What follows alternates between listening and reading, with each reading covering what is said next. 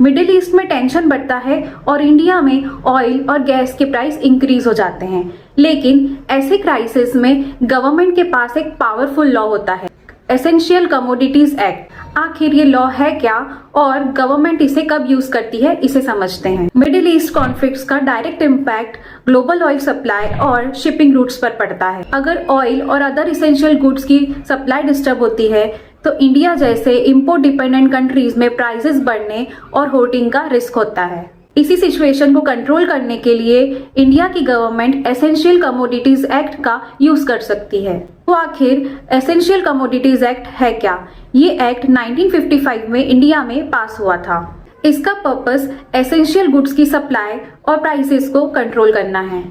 Government ensure करती है कि कॉमन पीपल को जरूरी चीजें रीजनेबल प्राइसेस पर मिलती रहें। एसेंशियल कमोडिटीज में आता क्या क्या है?